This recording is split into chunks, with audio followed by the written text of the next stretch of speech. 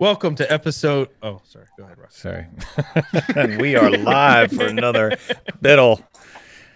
Wrong show, Ryan. Wrong show. Oh, wrong show. My bad. I get them mixed up, man. It's been a week. I know you could feel that too. It's been a rough week, but we made it. We did. We're alive still. We're healthy-ish, and we're here to talk about Linux, right? That's right. Colin, what's going on, brother? He's still working on his. He's still working on the audio. He must be on Mate. Got a bit of feedback there, I think. Hiya, Chip, in the chat. Chip. Jacob. Chuck, are you going to join us or what? Man, all the good folk are in early today, too. Mm-hmm. All the familiar names. Chip, I don't know why you don't get on here either. You were on here before. You don't get on here no more. Irby. What's up with that? Killing me. You selling we have a solid one already, Kirby? We're done with the show. He said we had a solid one, Rocco. We're done. Shut it down. Our job is done here. We're so good we just show up and then exit. Well, no buffering tonight, so cross your fingers. Man, it's looking smooth too. Did you get that new gigabyte by Google in your area or something? Some Google Fiber? No, did you get a Chromebook? Shut up, Rocco. Shut up. What, a Google Chromebook? That's not a real Linux. Rocco, you don't know what you're talking about. PZ, that's not a real Linux. Hey, anybody who's in the chat, we're looking at this new Diet Coke here. That's what we're discussing. And, What's that? Who's that in the waiting room? Or what's that in the waiting room? It's not. Hold on. I got to get back to it. It's got fire inside it. We can hear you now. Yeah, how you doing, brother? I can't get the screen up. Well, we can hear you, dude. Are you on Mate by chance? I'm on Deep Bin, and I'm really disappointed with Deep Bin. I can't see myself. I can't see the screen. I can see the screen when I've got all apps open, the overview task manager thing, but that's it. So I may have to go on to something else. Well, that's why we're only seeing half ahead. Ski, Charlie, what's happening? So what do you say? Yeah. Oh, there's Joe. I think we'll leave this person out of the week. Well, for some reason, my invite thing's not working anyway. I couldn't get Joe in. So thanks. Oh, Harry, man, you got i3WM working on an old ThinkPad. It's great for old systems. It's great for new systems. I'm on i3 right now, and I know Colin here is having issues, but mine's running beautiful. Ski, don't suck up to Zeb, okay? Oh yeah, we don't tell Zeb that kind of crap. He looks younger every show. Give me a break. I'm telling you, Ski's my man. You want to know why he looks younger, Ski? Because he didn't show up to this week's recording. So he didn't have to deal with us. You're right. We didn't give him any more gray hairs. Yep. Yeah, what's happening, man? Test. Joe's in the house. Yo, what's happening? Joe's back as well. All the gang, man. All the gang is here. The gang is all This would be a scary gang to see in the middle of the night walking down the street towards you, wouldn't it? Talking to me? You talking to me? Talking to me? I was going to wear my cowboy hat tonight, but I can't get my headphones on. Talk about scary, you know. So you try to go to the other side of the road. Here comes some Linux gang. The tuxes. Yeah. All right. So what's on the agenda tonight? What's happening, Walt? Oh, the usual sort of banter about this and that and the other. Well, did you guys happen to, I don't know if you follow Linux Unplugged or anything like that, Chris Fisher, but Wimpy was on there and he's talking about some really nice changes coming to the Brisk menu. No. Yeah, where they're going to have the better touch capability. You're going to have a dash basically pop up with the larger icons and all kinds of stuff. Yeah. Nice. What do you think, Rocco? Really good. Hey, if I liked touch things, you know what I'm saying? Like I'm a GNOME guy, so Hey. Yeah, Yeah, you like that this is in iPad Mate, interface. though. That's the thing. Well, yeah, because that's what I'm saying. It's the burst menu. So if it's a bigger icons touch thing, then yeah, I definitely like it. That's what I'm saying. You got the best of both worlds. Mm-hmm. So, Rocco, what It's ISO Rocco are you friendly, exploring? right? I'm on Ubuntu Mate right now, sir. What did you download, Rocco? I am not this going. week? I am not going anywhere. Okay. I did download Arch Merge. So. Oh yeah, man, that's one of my faves. And I did install it, so it's looking pretty good. But how's it working on the dual monitor issue? I didn't XFC. I didn't test that. Okay. I still got to get the Wi-Fi driver installed, but I didn't have a whole lot of time with it. Man, we got Jonas in the house too. We got old school, all the crew here today, man. Mm-hmm. I got Arch Merge up and running and working for 2 days, and it was awesome. And then all of a sudden, Light DM blew up.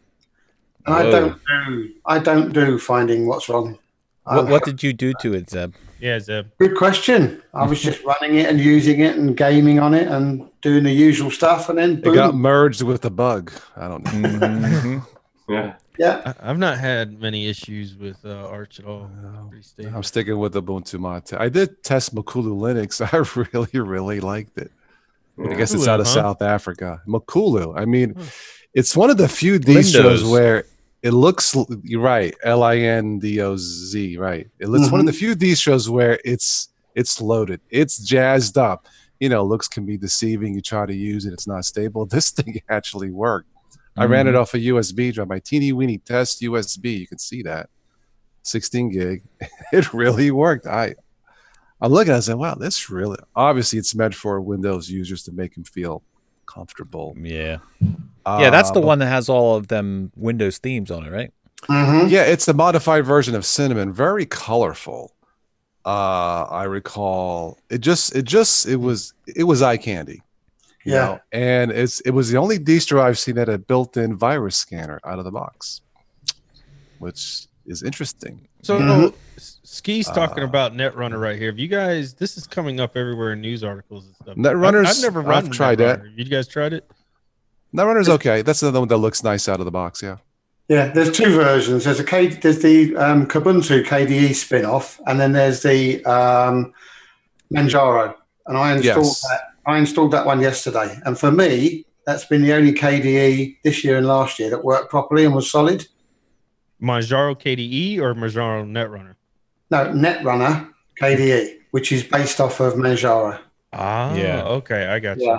But there's a non-rolling one too, right? You have a choice, right? Or they correct? Yeah, there's one that used to be based off of Kubuntu, but I think it's now based off of Neon. Or I've installed the non-rolling one before I tested it in the full, so it seems stable. Yes, it seems nice. It's something different. Yeah. Yeah, they do a nice theming set to it. Like Manjaro comes out of the box really looking well. So does Netrunner. Okay. Netrunner do exactly the same thing. Yeah. So Netrunner is not a desktop environment. It's actually the distro. Netrunner is the distro, yeah. Okay, I thought it was a DE. No. No, and New Runner is something that I reviewed. That's like all KDE stuff. So yeah, that's shut down now, unfortunately. Yeah. So that was actually pretty nice, though. New Runner was. But I tell you what, the new Netrunner has done, which was really, really good. They've tidied up the system settings. So, you know, like before, Rocco, where you were saying that there was bits and pieces here and bits and pieces there. Yep. They've now got it all under one heading where you can do everything to KDE, like customization-wise, from this one section. Right. They've done something really good with the KDE settings. So wait, who is this now? Netrunner. Oh, the Netrunner one. Okay. The Netrunner guys. Yeah, I'm going to have to check that out. Yeah, the New Runner guys are shut down, and apparently they're working on something new, but it's been like that for about 6 months, I guess. Okay, so I guess I'm confused again. Ski says the KDE Manjaro edition of Netrunner. Manjaro's the distro, KDE's the desktop environment, Netrunner's the distro. How does this all... Netrunner has two versions. One based off of Ubuntu or Neon, and I can't remember which, and the rolling, which is based off of Manjaro. But it is its own distribution. Okay, so it's not really Netrunner Manjaro or KDE Manjaro. It's just based on Manjaro. Yes, they start with Manjaro and then they do their own thing to it. Okay, cool. So in Linux terms, it's a Manjaro spin. Yeah. Yes. Sounds about right. Cool. Now that we have that clarified, I'll stick with it tonight. We'll run with it. Well, now if I ever try it, I'll know what I'm looking at. Yeah. Colin's trying to get back in, guys. Oh, oops. I'm not doing my job here. I've got no option to bring him in, even though it says I'm co-host. Oh, Yeah, Rocco's doing the power that. play again. Oh, yeah. I'm just messing with everybody. Huh? And Mr. Halfhead is back. Has anyone been to an Apple store, just out of curiosity? Negative. A few months ago, yeah. I went today with a friend of mine. She's going back to Austria for a couple of weeks to take care of some business, and she needed help syncing her iPod. Her iPhone, iPad, and MacBook Pro she bought this month at Best Buy. I said, well, I can do it. Oh, yeah, but I have to buy an adapter, and I paid for the Apple Care. She's like, well, let's go to Pittsburgh. I'll drive. You come with me to make sure I know what I'm doing. I said, okay, fine. So went there. We walked. This was a store. This is the South Hills Village Mall in Pittsburgh. Nice mall, nice Apple store. We went in. There had to be 100 people in there. So we walk in. We waited. One of the Apple crew comes up. Hi, my name is so-and-so. She says, yeah, I need service. I need help to sync these. He says, did you have an appointment? I'm like, oh, frack. We didn't call to make an appointment. There was like a 2.5 hour wait. Wow. Yeah. Well, there was 100 people. And you have to wait. I mean, I'm not blaming Apple. Really? It's just you got to make an appointment. To get service, not to buy something. Right. You know what I mean? Still. Like if I was going to buy a computer, like I want that MacBook Pro, I want the 16 gig or the whatever, the 5th, and I'm done. I walk out. But she had 3 devices to get checked and serviced. And they only had like 4 technicians and 100 people. So do the math or whatever. Yeah, but I went to Madison, which is the capital, obviously, Wisconsin. I went up to the one over there with my wife one night. It was probably 7:15 when we got there. They close at 9. Yes. We were going to buy 2 phones. Put you on the greeter, put you on the list. And yes. I'm looking at the store full of people, which it's all glass. It's got this big massive screen on the back. It's this big presentation. Mm-hmm. And there's like 3 employees running around. I'm thinking, holy cow, for this many people. Well, then all of a sudden, a couple are on break. Well, 6 employees walk out. They're all on break at the same time. Geez. Only to turn around and tell us almost an hour later that they weren't going to be able to do what we needed with the time left in the evening. No, if you're buying 2 phones and it was 7:15, no, that's not enough. If you're going to do 1 phone, maybe you can squeeze it in because I'm sure they have a protocol. They have a system in place where name, address, your account, you want this phone, or we transfer, your number, but it takes time. It's not their fault. But when we got there, it hit me there. We didn't call to make an appointment. And she says, oh, I hope you don't mind. And I'm like, don't worry about it. And to make a long story short, we went to lunch, came back. We sat down with the young man, and I stuck around about 15, 20 minutes just to make sure he knew what he was talking about. It sounded okay to me. I said, I'm going to go for a walk. You're on your own. So she took notes and stuff. She had like 4,000 photos between here and Austria and stuff like that, videos, documents. We got there at 11:40. We were done at 5:30. Wow, that's a long day. In between having lunch and waiting. What are you gonna do? She's leaving Tuesday. She waited at the last minute. If I would have known, I probably would have tried to do. But she had to go buy a special adapter that's not here in town. I think it was a USB-C. You gotta have a dongle. Yeah, to hook up a USB, right. Anytime with a MacBook, you got to have a dongle, man. Right. And she didn't think about to late. Of course, I didn't think about to call to make an appointment the day before, or even that morning would have been fine. Part of it was my fault. I wasn't thinking. I'm used to hands-on doing it myself. But you know what? We left there, and she was happy with how she was treated. He was patient. He seemed knowledgeable. He took his time. He even helped her for an hour or so, went on a break, came back and finished up where he left off. But that's service. It all comes down to service. If you get serviced, all is forgiven. But it was my fault. I should have thought, call them, make an appointment. Rocco doesn't have that problem when he's dealing with Google because Google already knows he's on his way to a store because it's tracking him. And then it's already predetermined. And when he asked about moving the photos, they said, "Oh, these ones we have in our cloud here, we could just move them to your new device."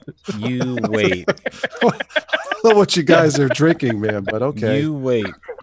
Rocco, don't you dare, man. You wait until you start. You're pushing me. You're pushing me. Rocco. He's pushing me. I'm just saying. Just say to him, forget about it. Okay? You got some dirt on me, Rocco? I might. Oh, man. Zeb, ask Ryan what he's purchased. Oh, Ryan, have you been out shopping? Yeah, I got these new Diet Cokes, man. They're so good. Have you guys seen them? They're delicious. What? It's like feisty cherry Diet Coke. Zeb, ask him what his latest computer purchase was. Is that a new Chrome Coke? It may be. That can looked a bit chromy. Zeb, it looks shiny and metallic-y. And, yeah, it is chromy. Yeah, it is kind of chromy. Coke. Yeah, it's... What about the thing with a screen, though? Oh, that's a monitor. It's a Zeus in front of me. Yeah. How about a Chromebook? What? No, I don't like Google. You guys know that. Never. Unless you're talking about this brand new, just released Samsung Pro 2-in-1 tablet Chromebook that just came out with a 4K screen. That you own? Then I may have that. That's made by who? Samsung. Is that the thing that's locked into Google? No, because you can just use Crouton and put Linux on it. Yes, Zeb, that's exactly what it is. But can you imagine somebody buying a brand spanking new and then put Crouton on it? I was shocked when the person handed it to me for free. Prove it. Yeah. So how is it, Ryan? How is it to be spied on by Google?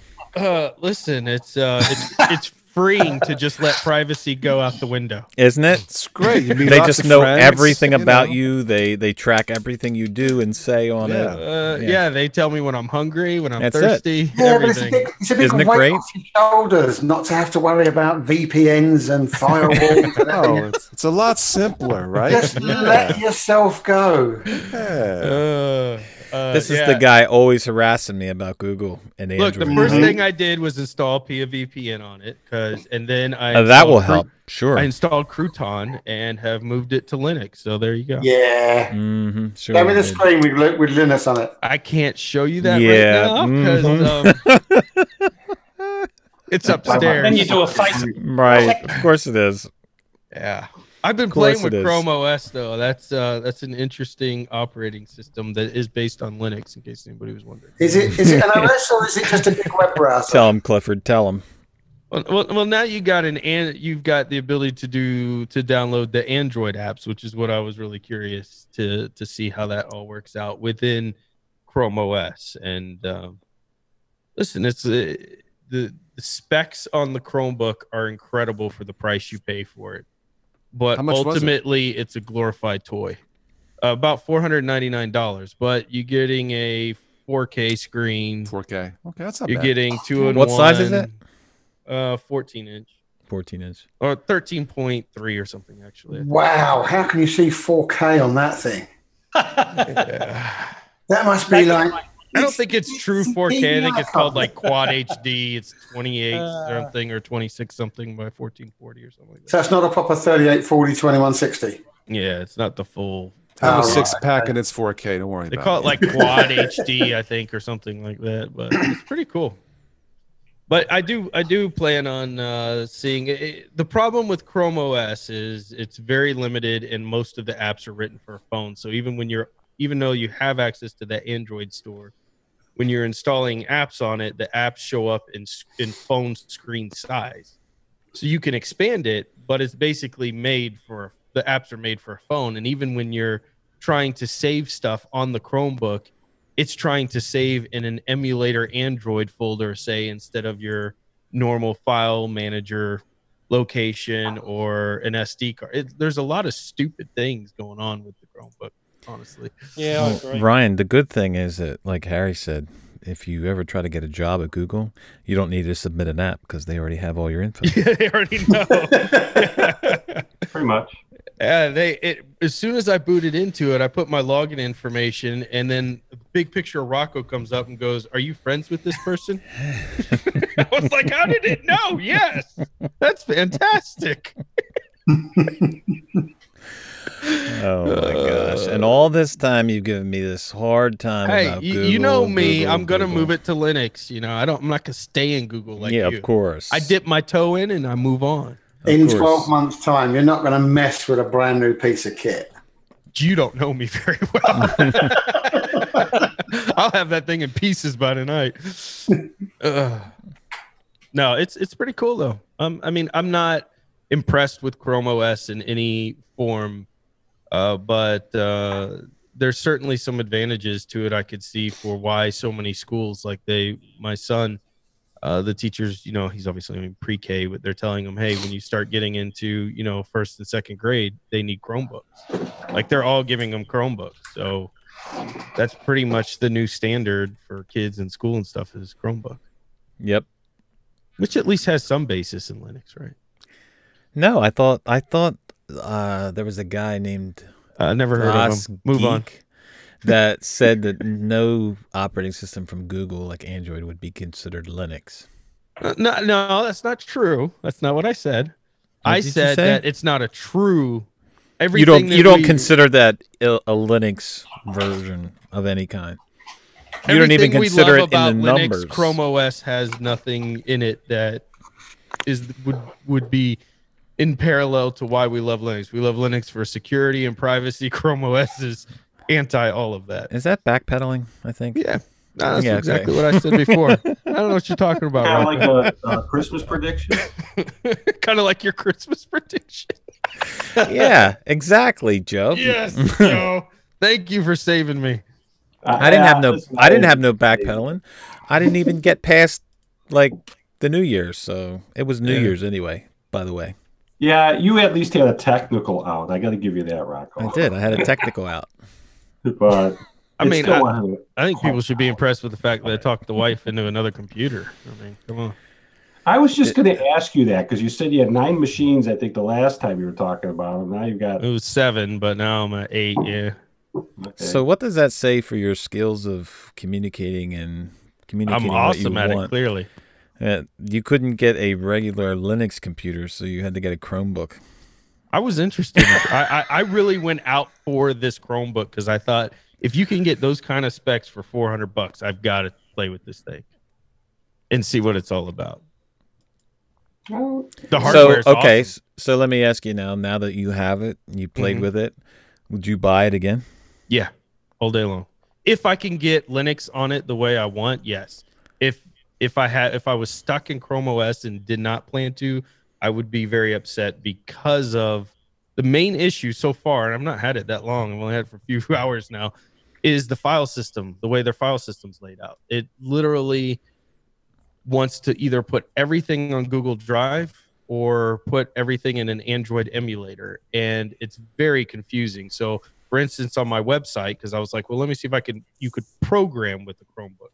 Just getting something as simple as SFTP set up on it is a major undertaking because it's your typical Android ecosystem of BS apps wanting way too many permissions to do things, simple tasks that it should need to have access to your, photos and all of your contacts and everybody else to do file transfers, and so you're clicking through these apps and you're like, oh, that looks good. And you click on it. It's like, hey, can we have your photos, all your friends, your contacts, your file managers, your passwords?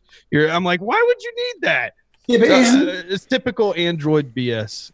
Yeah, but isn't the main concept of a Chromebook just to buy it, get online, download your photographs to Google, do your emails and all the rest of it, and not worry about FTP and SFTP and everything else you want to do with a normal computer? Use a Google Drive, buy into the ethos. Perhaps, but in this particular one, it's also a tablet, so the keyboard folds back, and it has a pen that pops out the side, and it literally has pressure-sensitive pen for Wacom-like drawing and things like that. So if you're going to have these very advanced features, you at least need to have a file system that works, Well, Carl Snyder says Chrome OS is an extremely powerful platform. especially if you're in first grade.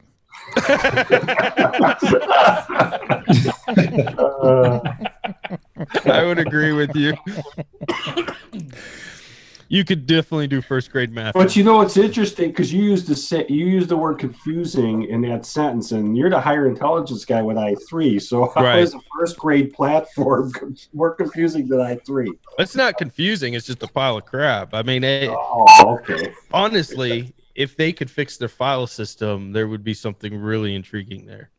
If they would fix their app so that it would actually tell you in the store. You know, when you guys will see in the episode, we kind of talk about one of the articles was the Linux stores across different distributions.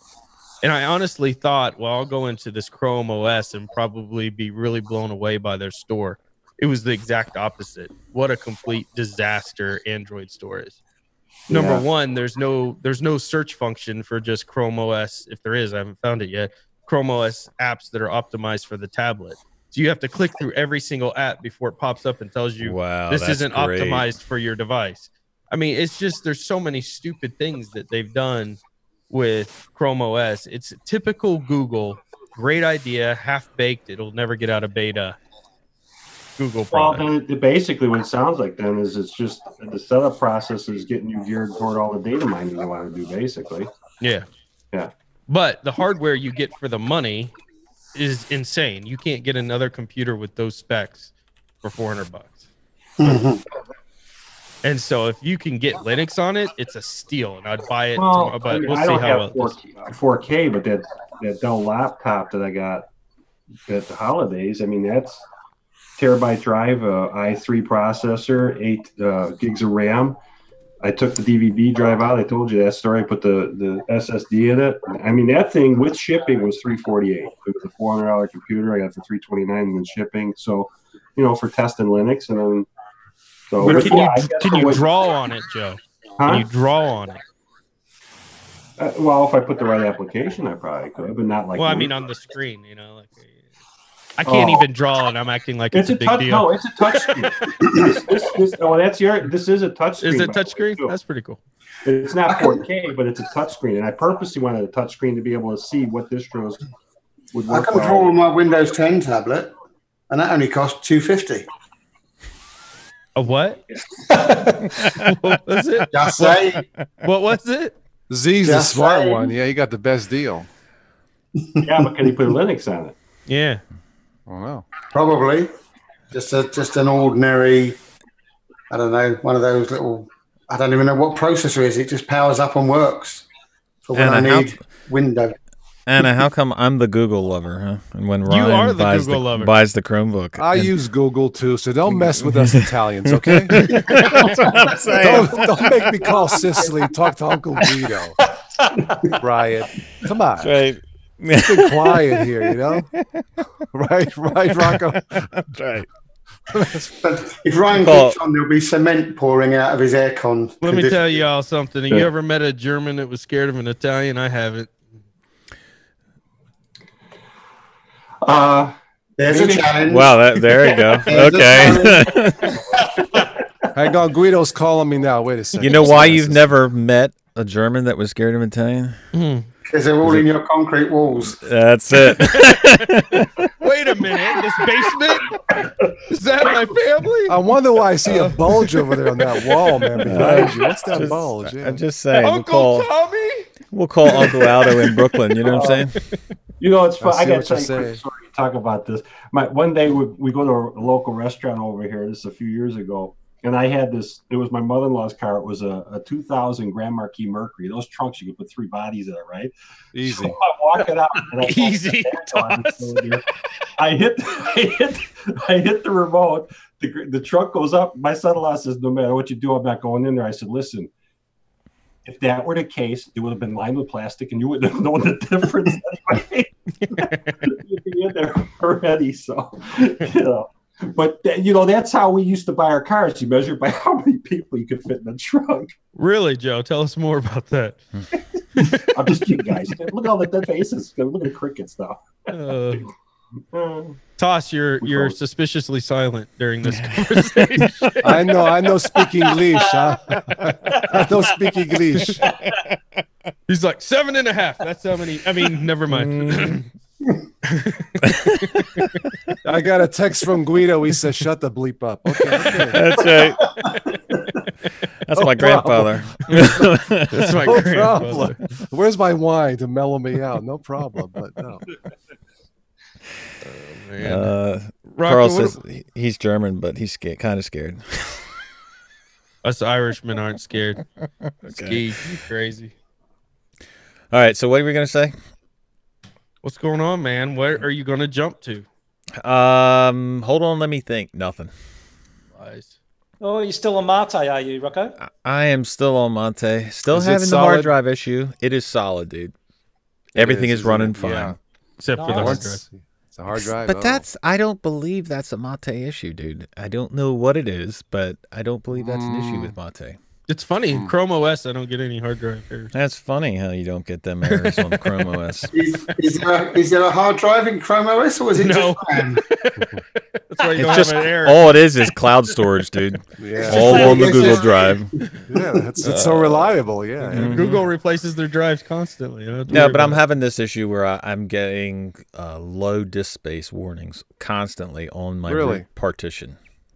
So I have a 500 gigabyte drive, and the root partition is 26 gigabytes, I think, and the rest of it is my home folder in another partition.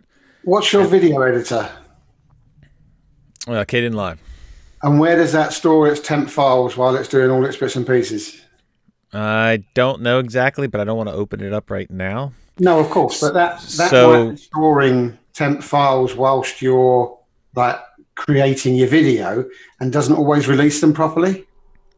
Well, I'll tell you what, now that you say that, I was having Audacity do that to me. Oh, okay. It was storing temp files on the root drive, and I think some of them were like 9 gigabytes. So what I did was I moved it. Hold on, let me let Joe in here. I moved the temp folder to my home partition that has plenty of space, and I deleted the 9 gigabyte drive or 9 gigabyte folder out of the root partition, but it still didn't release the actual space. Weird. I ran a command. What was the trim command last week? It said that I got 2.5 gigabytes of space freed up because I ran that, and yet in the file manager system it doesn't show that I actually got that. It's almost like the drive is holding the space, even though it's being deleted. It's not releasing it so that I can actually use it then again. And I'm down to like 998 megabytes of free space on my root drive. Now, some of these file managers have a problem when you delete running in root, and I think they put it in the trash bin instead of deleting it, and the trash bin's not seen under root. I've had that problem before. Yep. You know what I mean? So that it might be, and that's why I did say to you, I think on Telegram, to recreate that folder to see if everything shows back up again. I would recreate that folder, but it was like a stupid name it was like all kinds of letters and numbers, and I don't have any idea what. Remember it? Yeah. No. Okay. All right. So, silly question: 500 gig hard disk and only 25 for root. Why? Well, because I have never needed any more than that on any operating system, Linux, that I've ever done, that I've ever installed. I've never needed any more of that on the root partition. So I've always, in the past, run out of space because I store all these videos and I store all these ISOs and everything. So I always try to keep as much space for the home partition that I can. But like I said, I've never run into that problem before. I mean, okay, one time I ran into that problem with Revenge OS where it was telling me I was out of space immediately. But I think that was an issue with the installer. This is different, where it's just not releasing the space. So you're going to have to go back through the apps that you've got installed. What's been updated recently? Because there's obviously some sort of bug that's crept in. Because if you've been doing it all these years with 25 gig and all of a sudden you're filling up, something somewhere has changed. Yeah, well, but I don't know where. Why would these apps be saving temp files to the root folder anyway? Wouldn't they be in the home folder, you would think? Doesn't make any sense. You would think, but Audacity does save it to the root partition, like a user temp something or no var temp something. I was just going to say, are you running VM too anywhere? Gnome boxes.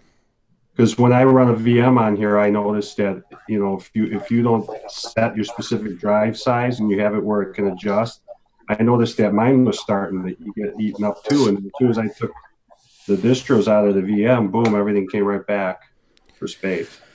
Well, I can try taking them out of gnome boxes, but nothing that I have tried so far has fixed the problem. So I don't know. So the question is, can you in all these apps, maybe KDN Live and also Audacity, can you choose where the temp folder is saved within the app itself? I'm not sure about KDN Live, but I know I did switch to Audacity. You can choose that. But like I said, the damage is already done because I've already deleted that file, and I don't know. I don't want to go anywhere. He said, "Bummer. Any spare cloud storage Dusky can spare for you?" Yeah, maybe I can use your Chrome OS cloud storage. I'll lend you some. I have so much. Yeah, Carl said the revenge issue was with the installer. So yeah, this is the first time that I'm having this problem in this way, and I don't know what to do about it. I mean, except maybe reformat with Mate again and just reinstall my programs, because I have my home partition separated so that I won't lose any settings or anything. Well, I'll give you to install. You use custom partitioning, Rocco, or I'm assuming. Yeah. Okay. Yep.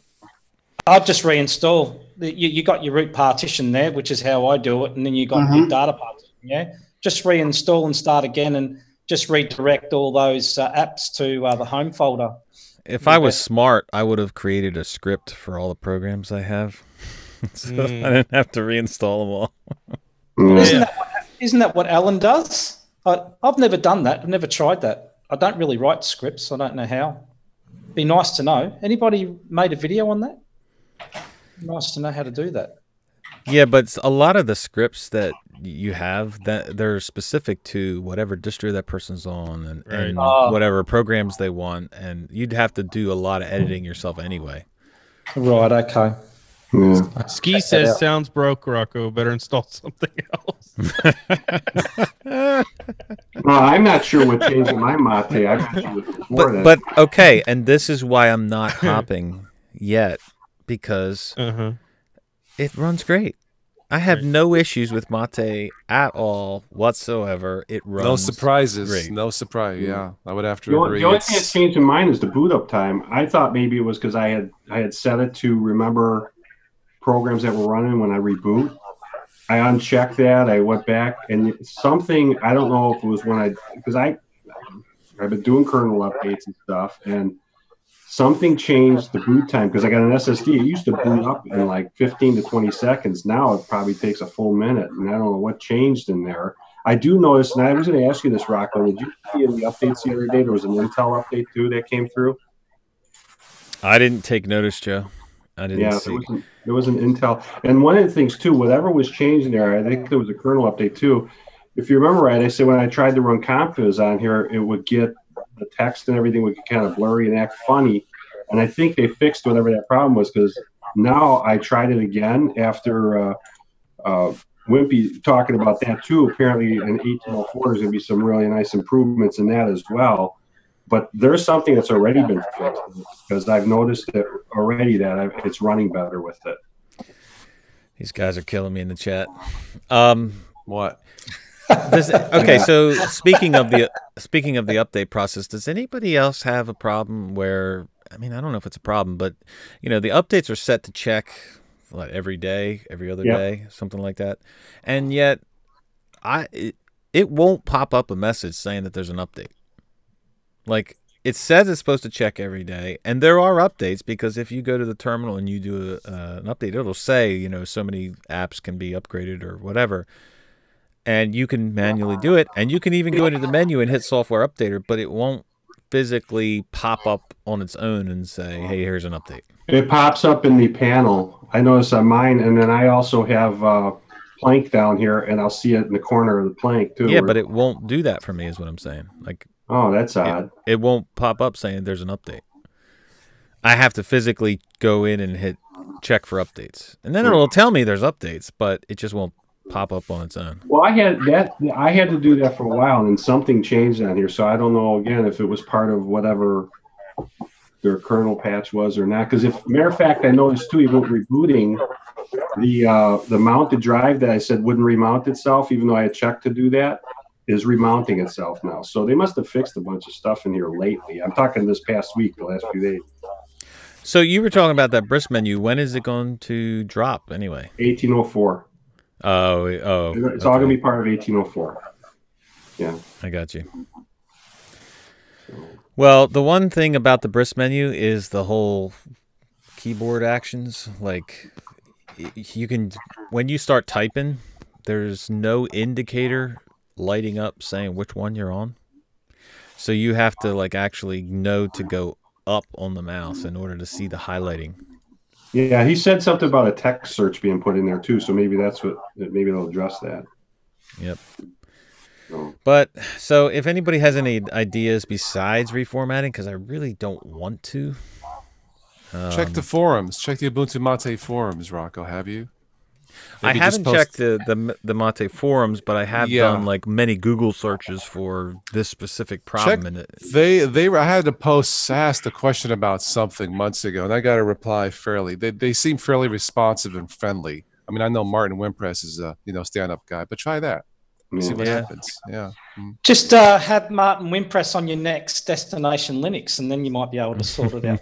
There you go. No, I want to get him back on, but it probably he's such a busy guy, dude. It probably won't be until like 1804 releases, I would think. So I'd have to think it's a Ubuntu Mate thing, to be honest, Rocco, because you haven't had this issue with a lot of others. It must be somehow the way it's structured. It's putting stuff in the wrong place by the sounds of it. Well, Mate does it differently. I will say that much, because compared to like Mint Mate or any other ones, you get that, you get the little badge or you get something. I don't specifically see the badge. I'll see it show up in my panel, which it almost looks like you got an open window. And in theory, that would be right, because when Plank is open, which I have Plank all the time open, then I see the badge down there, which when you open a program, it pops up in Plank. So why it doesn't do that naturally or some kind of a indicator, I don't know. So, well, maybe it's a Kaja thing. I don't know. I reckon it is. I reckon it might be a Kaja thing, to be honest. I should have probably deleted it in the terminal rather than using the file manager, but see, this is where KDE says you could break your system. So with your partitioning, is your root partition at the front, or is it at the end? Well, no, it's not quite at the front. There's so many different tutorials and so many different thought processes on what to do with an SSD. So what I ended up doing is I think I have a 2 GB space at the front, and then the 26 GB partition, then my home partition, and then I have like a 6 or 8 GB space at the back end. Okay, so it's going to be difficult to move that home partition, because you can normally shrink it from the right, but moving it from the left is when you get all problems and you lose data. Yeah. Because you could have done that in a live. I always try to put my part. Well, I don't do it the same as everybody else. I just have a root partition that contains everything, and it's 50 gig, and I just store my stuff that I want elsewhere. I don't have a separate home partition on my SSD. Well, the reason that I had the separate home partition was because I don't really need it anymore. But I used to have my music all in the in my music folder. So every time I distro hop, I have to copy everything over, and it was such a pain. But I don't bring my music over anymore because I don't have I have it on a separate drive. I don't access it all the time. Like pictures and videos, especially the videos with all the Destination Linux videos and everything, I should probably just store them on another drive. But what happens is when I create new ones, I don't always move them over. Like, so then I got them scattered. So half of them over here and half of them over there. Took me a long time to master it. Have a look at Symlinks, because you can set up your distro, pop in a Symlink, and it won't write to the home folder. It'll write to a data store somewhere.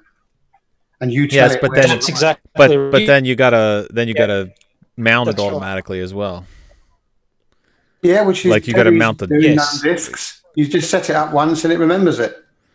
Yeah. Well, I'm just saying, if you're distro hopping, you got to continually create the Symlinks, mount the drives automatically. Like every distro you hop to, like I do that often, Seb. Yeah, I know. So do I. And it takes me an hour, start to finish, to set up my distro how I want it. Maybe I don't have as many apps as you guys, but I guarantee you I could distro hop to a new distro right now, live on the stream, and be up and running before the stream ends. But what I do is I use a separate data partition, but you do not have to create your Symlinks. You can just mount the partition, direct everything to there while you're doing stuff, or just save stuff to there. But when you find a distro that you're happy with, then you do all your auto mounting and all that. Because if you hop again, you just mount the partition. It's just a separate data partition. That's what I do. I've got a 250 gig SSD.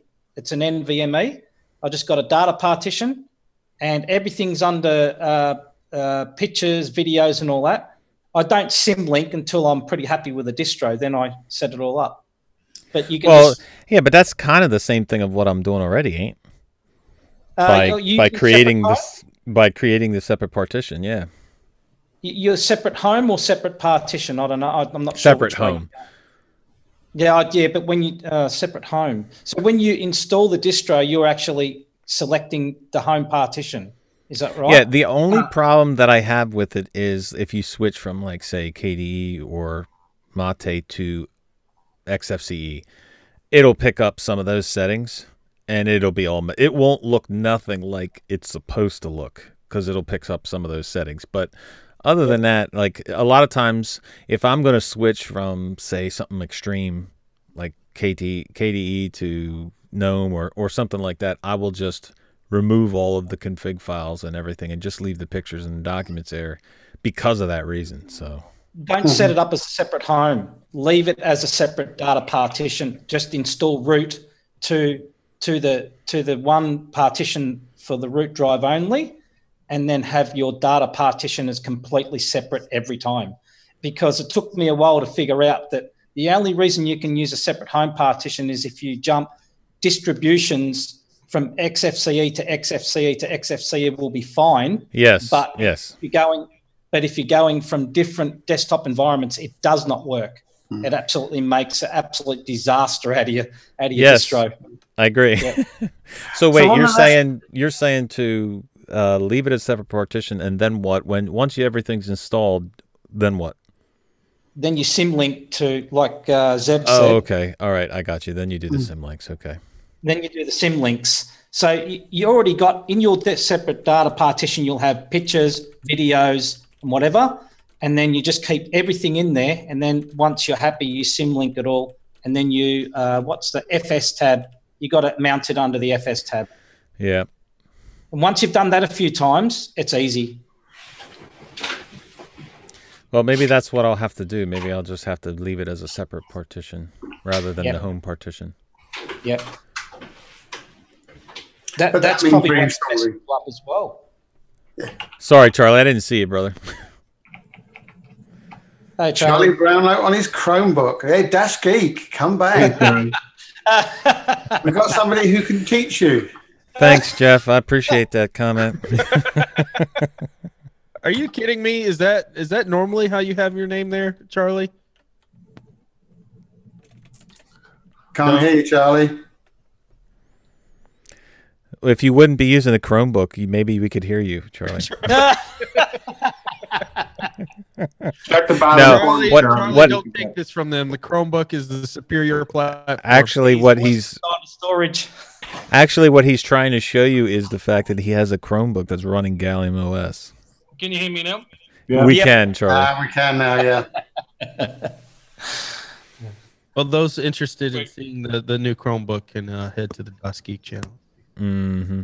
This week. Why, do you got a new video up? I will probably have one on the Chromebook. How dare you put a Chromebook review video on a Linux channel? It's not a Linux channel, number one, sir. Wow. I do everything. Oh, so you admit it. Did I do everything? You love Google. Admit everything. Chromebooks as a base aren't a good idea, but when you actually unlock it like an Android phone, it's actually very useful. Yeah, there you go. See, Rocco? Mm-hmm. What do you use on your Android phone, Charlie? Charlie? Colin? Did he hear what do me I or use not? on my Android phone? Yeah. Not that much, actually. I don't even bother with the internet on the phone. No. I'm using Lineage OS. That's not too bad. But on the Chrome... Yeah, well, Lineage OS is a good idea. Basically anything but stock Android. Yeah. Much faster.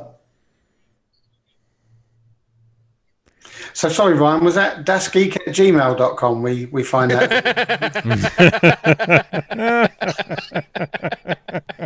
Thumbs up. You're so clever, Zeb. You're a clever individual. Das Google. Das Google. That's what I called him. Das That's what I called him earlier. Charlie, do you I have a love mic this on group. there? I really love you guys. I don't know why I join the show every week. Comrade. Da. Why do I join every week to get tortured, Rocco? I don't know. What's that, Because sorry? you love it. Because you know it's true. DOS Google. Look, you're DOS making Google. everybody laugh at DOS Google. That's going to be the comments I get now DOS in my Google. comment section. Hey, Yep. DOS Google, what's going on? We're gonna troll your channel. Telegram. I'll look you up on Telegram. We'll have to ask Michael to change the. I'm not in Telegram. link. I'm on Google Hangouts. touchdigital.com/DOS Google. I could start a new channel, Total Google today or something. You know. And remember, the final destination is Google. Great. It's Google. Right. Don't give Rocco ideas to sign off for our show. He doesn't need more ideas on that stuff. I'm looking forward to final words today, actually. Wow. Final Good words. idea, Colin.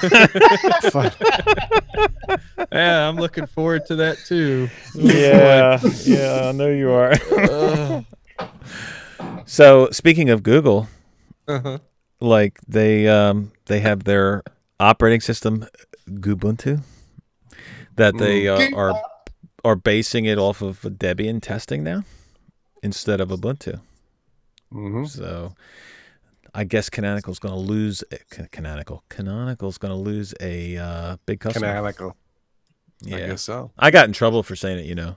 Canonical. Oh yeah, we had a guy email the Destination Linux and just rip us a new one. So how do you say it? It's Canonical. Not canonical. Canonical. Canonical is a New York thing. Canonical. That's canonical. It's important to say that 99% of the emails we get are like the nicest emails in the world. But man, when you get those, I know when you mention 1% Google, man, it just rips it. You know. that do come after you, man. Did they come hard? Like you just think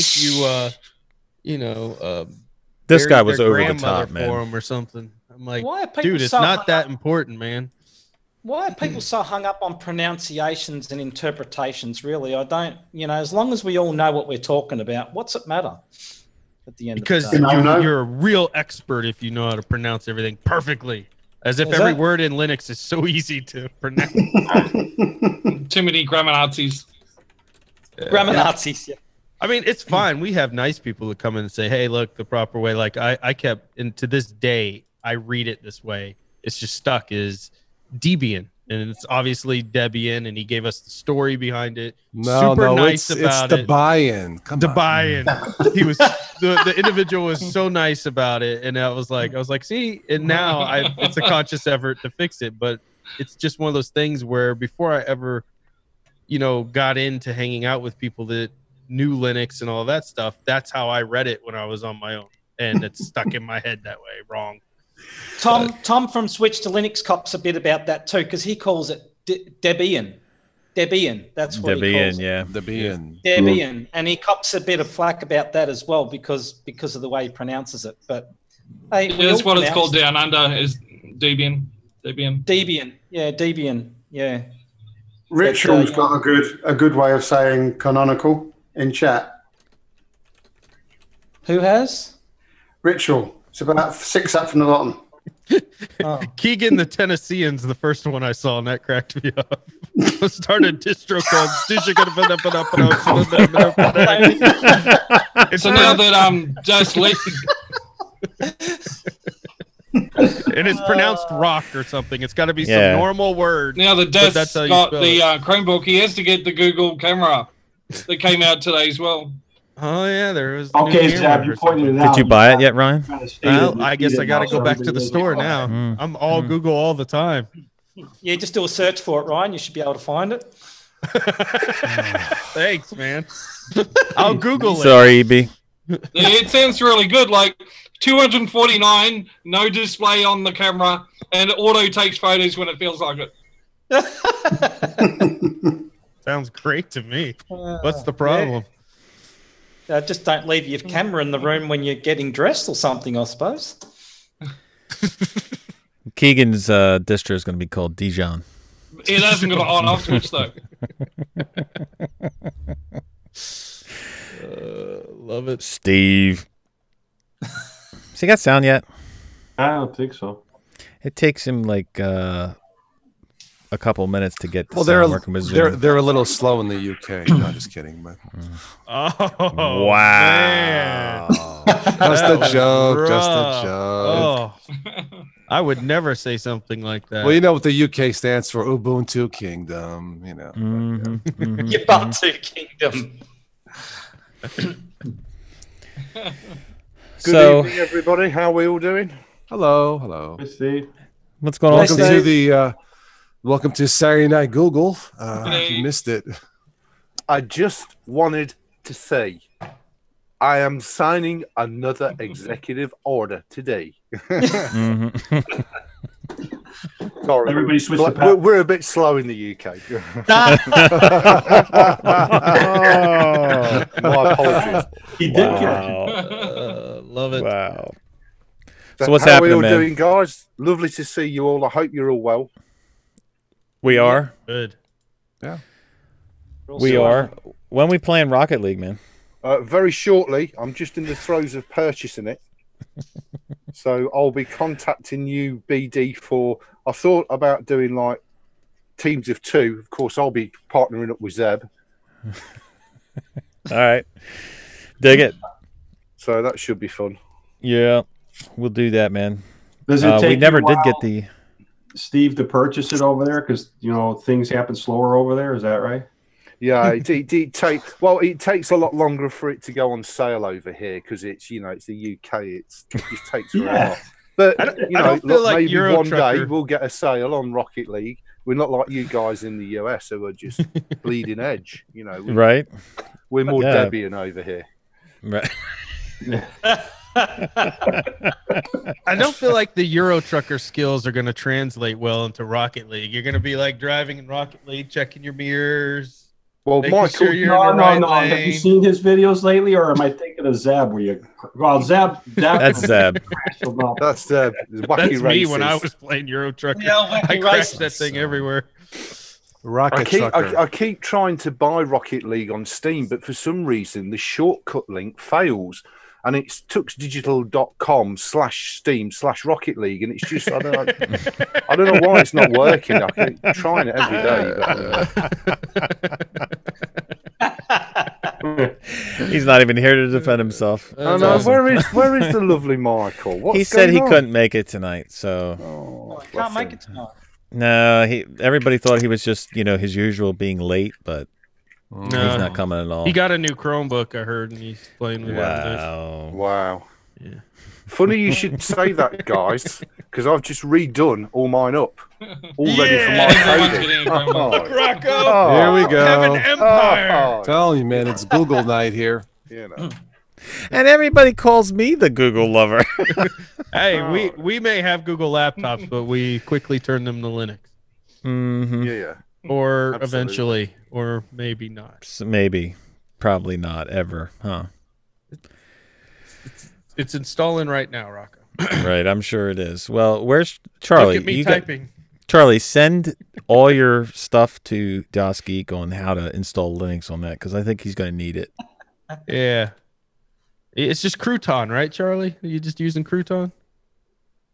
Yeah, I will. Yeah, basically just look up Mr. Chromebox firmware on the net. And it's all a script. Oh, okay, cool. Well, there you go.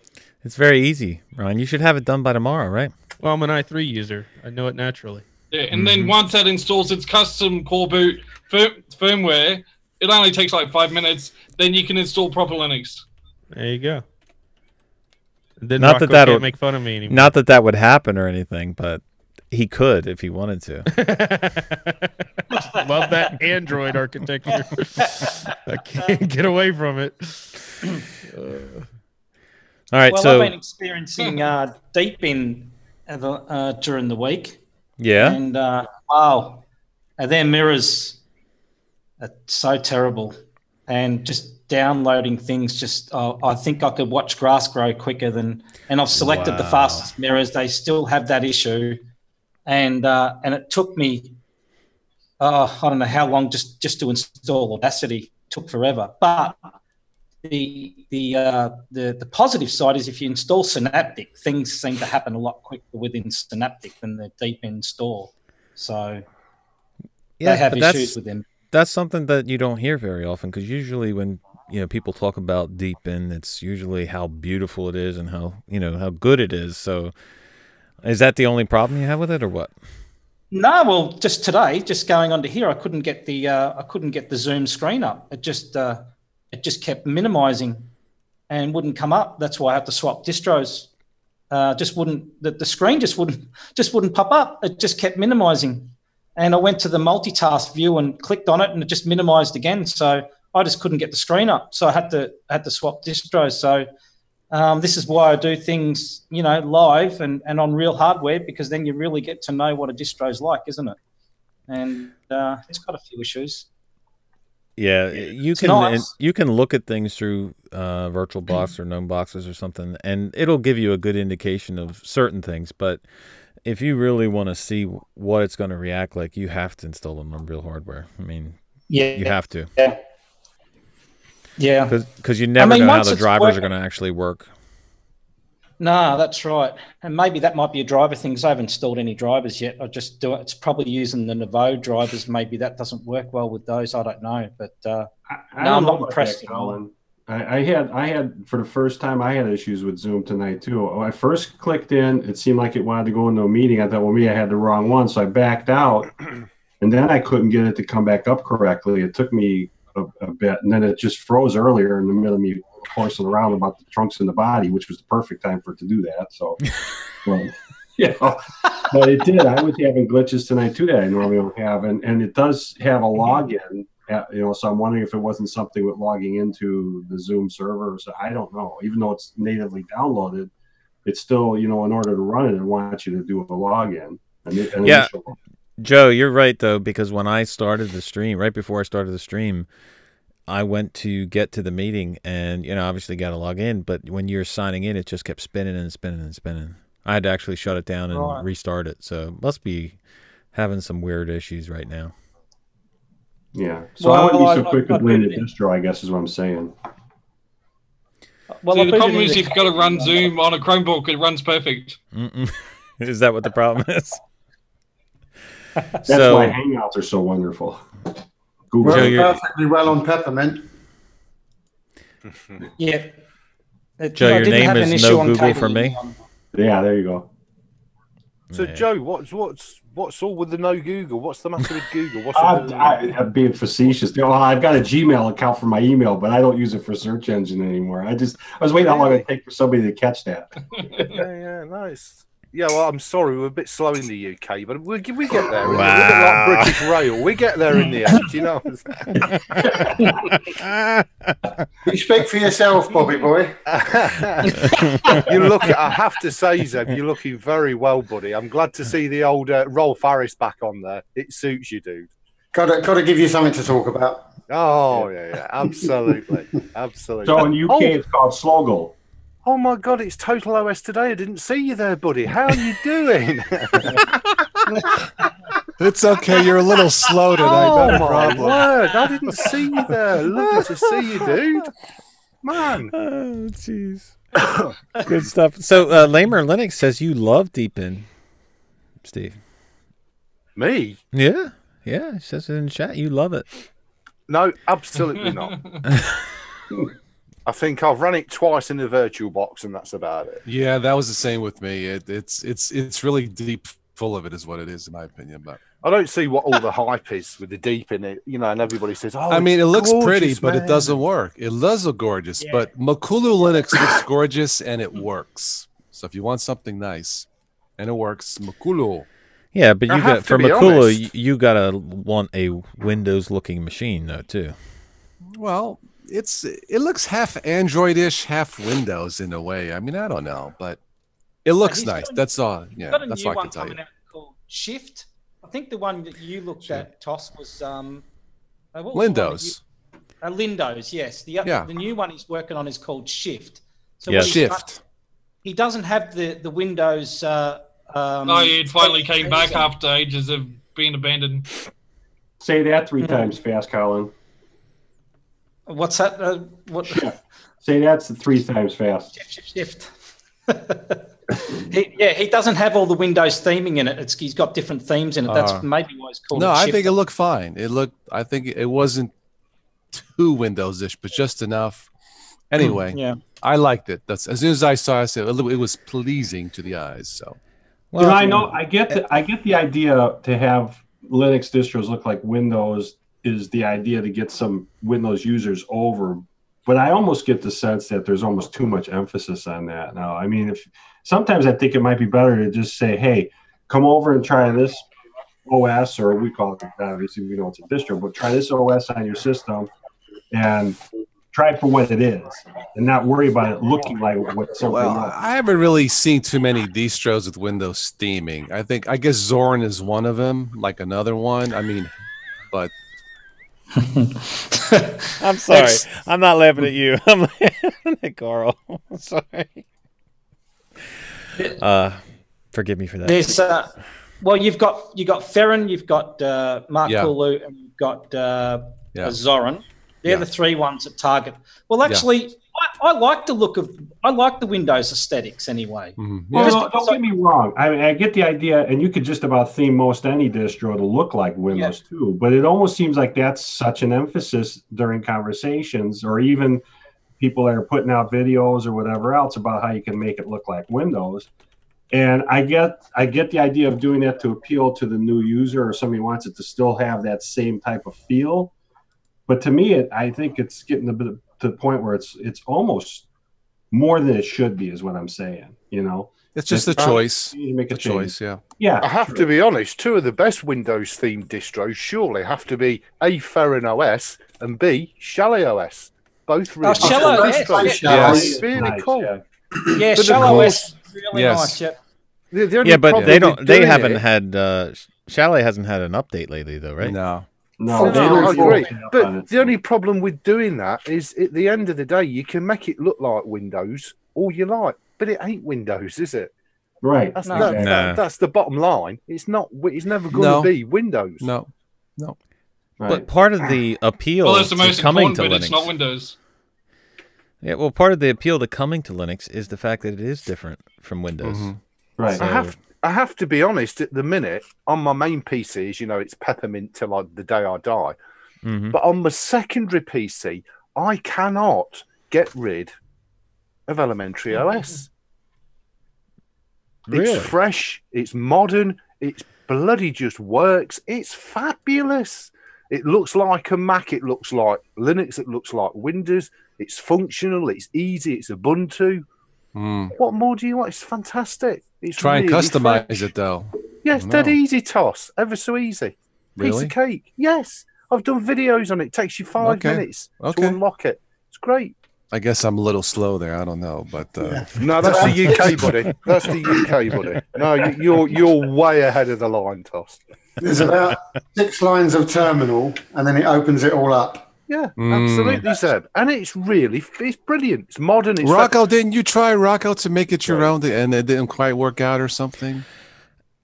What happened was I installed it, and now I haven't installed it for a while. So this is going back like 6 months or more. So I installed it, and I tried to customize it, and you can add things to add PPAs. But what ends up happening to me, for what I've seen, is that the more you add, the more you try to make it like any other Linux out there, you start breaking things, or things don't work the way they're supposed to, or the way they're designed to. Because it's not designed to do that. No, you know what I mean. It's really Rocco. That's a great shout. So instead of doing that, why don't you enjoy the experience that it is out the box? Yeah, you're right. And that was my conclusion, that if you're going to run elementary, run it the way it is. You can't enjoy the stock experience. It's not usable enough. Sorry. Excuse me? Sad. Beg your pardon? Well, I think... Elementary OS, in my view, comes across exactly the same experience as a Mac or Chrome OS. Yeah, it's fantastic. So just use as is, and it's brilliant. It's fresh. It's been designed by young people for everybody. It's fantastic. It looks nice out of the box, yeah. Yeah, absolutely. So what do you think... Go ahead, Colin. The disappointing part of elementary OS is it doesn't... Yeah, that's all it has going for it. It doesn't guide new users to those lines of code, which they should. And no, I disagree with you, because the one thing that elementary does that no other distro does, and bear in mind this is targeted at brand new users who can't find the any key, right? It locks it down. Sorry, it locks it down so that they install the OS there. Now use it. It's not XFCE. It's not KDE. And that's fine. It's it is how it's made. And I would have to agree. Yeah, I would have to agree. I didn't like it because, like Rocco said, it was you would try to customize. But see, I'm not a code a newbie anymore. So but for a newbie, out of the box, if it works, it might be an option. Yeah, that's it looks terrific. Ethos. Yeah, that's the way they wanted it to be. And they don't want you tinkering to try and maybe break something. So they're trying to protect you from you, because at the end of the day, who busts your system? You, me. Correct. Guilty. All been there. Got the T-shirt. Well, that's why I stick with the Ubuntu Mate, because I can do what I want with it, and it's hard to break. So, well, what do you think, Steve, about the App Store? I think it's fantastic. Ubuntu Mate is the best desktop Linux distro there. No, I would disagree. 3,000%. The only Ubuntu-based desktop distro that should be on everybody's PC. Well, that's all right. You're allowed to be wrong. Is of course Peppermint. Yeah, well, we're a bit slower over here in the UK, so bear with me. There's a bit of a lag on the line. Good. Peppermint's By the way, I love you to bits. Toss. But anyway, look. Give it 6 months and you'll convert over. No, never in a million years. Well, I guess we have to give thanks to Martin Wimpress for bringing back the GNOME 2 look, the way Ubuntu was, Yeah, absolutely. Ubuntu Mate is a fantastic distribution. Don't get me wrong. It's just that Peppermint is, a million light years ahead of it every day of the week. So I'm just wondering, Steve, when you install elementary, if you've got a DVD player and all maybe that sort in the UK. of thing, does it watch movies out of the box? Does it burn DVDs out of the box and all that? Is there any issues there? Because I thought there was. No, you've got to do the old install Ubuntu extras and then install the libdav library, and then away you go. Job done. The same as pretty much any other distro. Does a new user not know that, though? That's my question. Does a new user know how to do that? Does a new user know how to do that on any distro? The new users don't want to drop to DOS and type stuff in. They'll burn things to DVD on Windows. Yeah, you can burn things to DVD on elementary. No problem. Piece of cake. Just go to the App Store, install XFburn or whatever you want. Job done. Well, if you listen to any other PC manufacturer or builders these days, they keep saying how DVDs are going away. I still use it. I mean, I do think that there are people that sparingly use it. I use it, but I do. Yeah, but is it something that's so important anymore? I don't know if it's on the list anymore. Absolutely. I would have thought burning USB thumb drives is way ahead of DVDs these days. But look, maybe people do still use DVDs. That's how I burn. That's the only thing I have in here. There are no DVD. There's not even a DVD drive in my. Look who's in the house. My tower. Scratch, Joe. Brilliant. Fire OS, yeah. Well, see, here's the problem. Fire OS isn't terrible. There are too many distros out there to try and look at. Mm-hmm. You know what I mean? Like, you want to check out Elementary for this. You want to check out Deepin for this. You want to check out this one for that. Too many to try to. There's not enough time. I used to distro hop like crazy, man. But after hundreds of different variations and forks and stuff getting forked up, Rocco, I keep going back to the simple things in life. It just works out of the box. Less headaches. Yep. That's why I use it now. I can theme it and jazz it but why?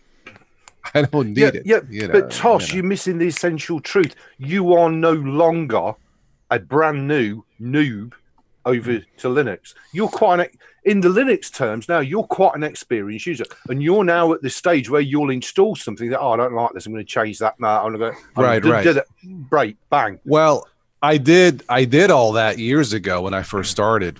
I mean, originally back in 2006, I started the channel in 2010 when I got comfortable. But I did all that so new users would avoid those headaches. I took the punishment as it were, and it was fun, learning things. But in the end, whether you're new, or advanced or in the middle, there's something about less headaches in life that's appealing. Absolutely. It just is. So that's why I go with Ubuntu Mate. I mean, it's well, if you want less headaches, then my number one stop, of course, is Pep. And if you want something fresh and modern, Elementary, because both distros more or less protect you from you, which is great. Just install it and use it. That's it. Although I ended up I did install Elementary on my mom's computer. And mine, she's 60 plus, so she clicks Chrome and then Facebook and then YouTube, and that's it. Pretty much in Netflix. Fantastic. But I had her on Elementary first, and at the time, it was probably about 6 months ago. She had a hard time. But then again, she's from Windows. Everything in that whole spectrum in Elementary looks very Mac, which is fine for that. But it doesn't. Well, it just didn't have that natural for her to go here, do this, that real quick. It's like she can't even get that. Then I ended up putting plasma neon on hers, and she's like, "Oh, yep, I'm fine with this." And brilliant. It's that.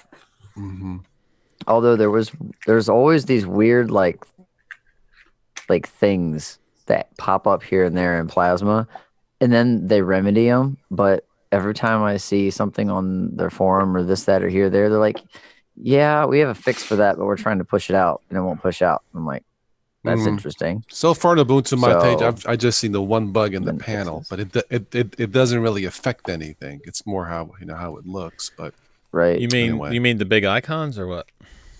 Well, at the top, because I have my panel at the top, and sometimes some days I'll boot into Ubuntu Mate. And the network icon manager, I'll see double. There's two of them. Yes, I agree. Yep. I'll see two of them, and I'm like, I haven't had that. Yeah. Have you done any kernel updates though?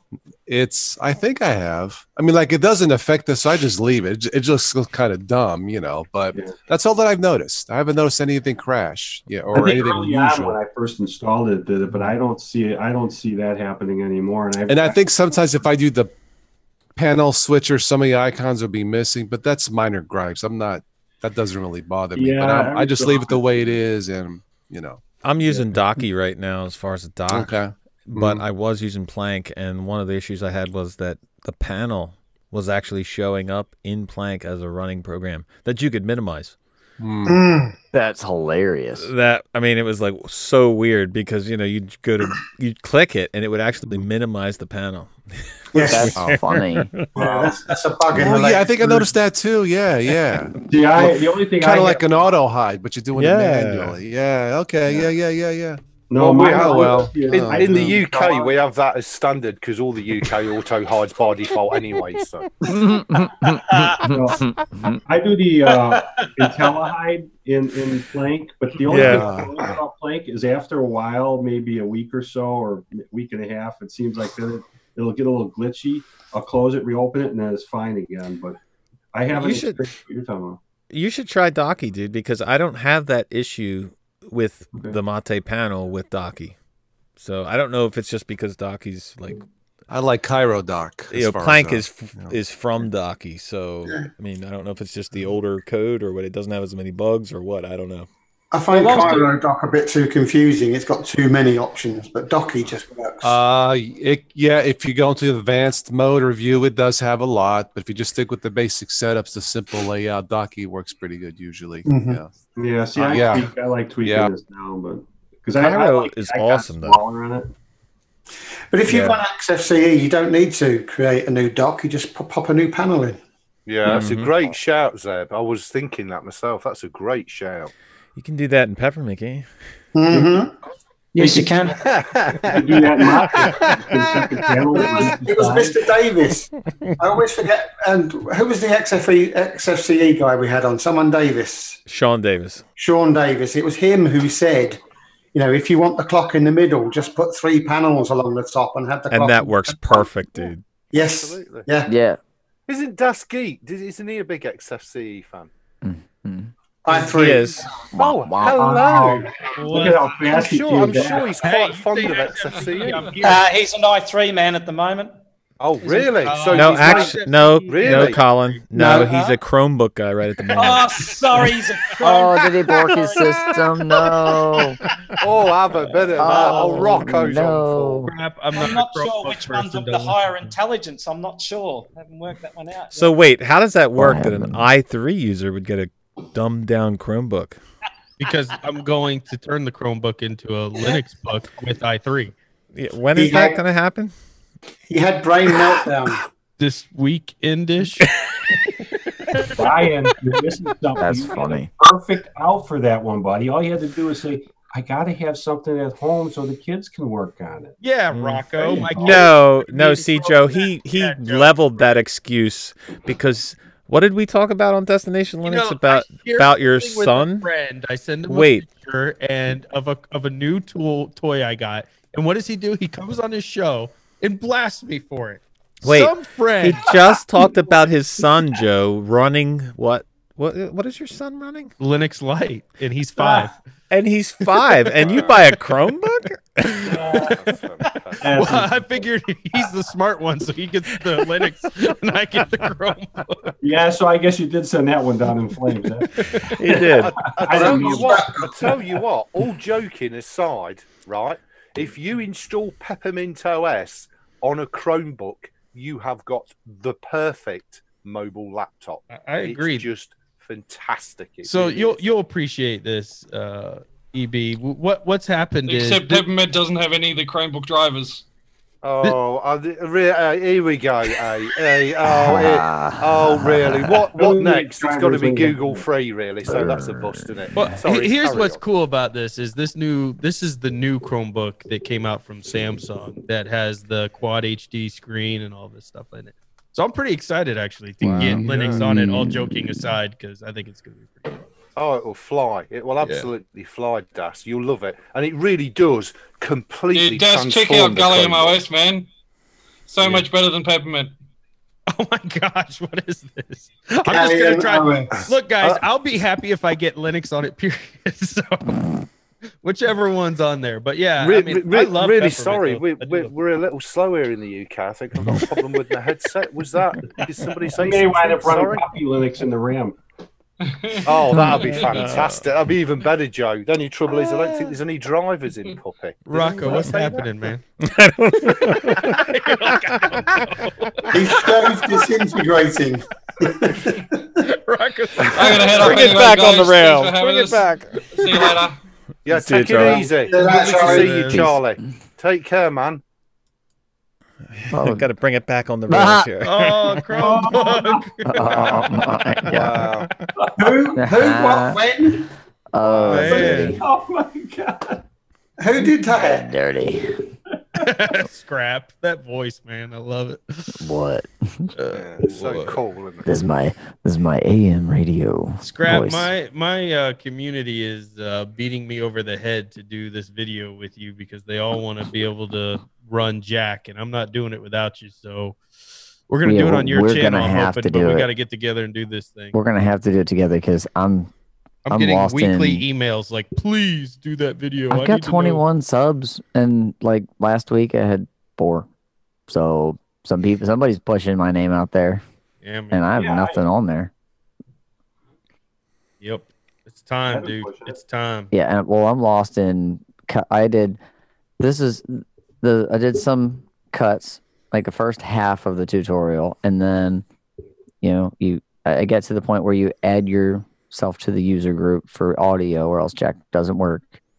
And then I had to log out, and I logged back in, and they're like, okay, now we're gonna do this and set this up. And then I went to Pulse, and then there was nothing in the Pulse audio options, just a window, just a flat black window. Well, let's just me and you redo the whole video again. So I had to wait a week to figure out that there was a fix, and it was a dependency error, and they were trying to push it out, and it wouldn't push out, and it finally pushed out the other day, but I'd already manually installed the QML module in the thing because I actually filed a bug. I went and did the thing, and but it was a duplicate. But whatever, I did the motion. I went through the thing, and I wouldn't have been able to fix my stuff if I hadn't. So there. Bingo. So what you're saying is the moral of the story is Katie has bugs. They're everywhere. That's shocking. Never. Yeah, some of us like to eat crickets. I'm just saying.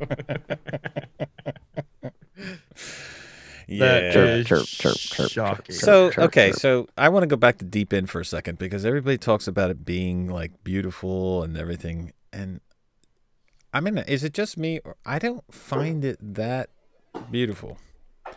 Like, I find Elementary beautiful. Yeah. I find Pop OS beautiful, but Deep In for some reason doesn't catch my fancy at all. As far as the way it looks, nothing about it. The menu, the spacing of the menu.